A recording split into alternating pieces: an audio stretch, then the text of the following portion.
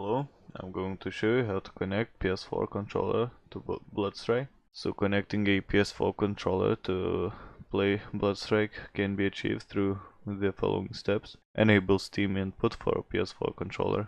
Open Steam and navigate to your library. Right click on Bloodstrike and select Properties. In the Controller tab, set the Override for Bloodstrike option to enable Steam input. Launch the game to check if the controller is recognized. Use DS4 Windows for enhanced compatibility. If Steam input doesn't yield the desired result, consider using DS4 Windows, a tool that emulates an Xbox controller, enhancing compatibility with the games that lack native PS4 controller support. Download DS4 Windows from its official website and follow the installation instructions.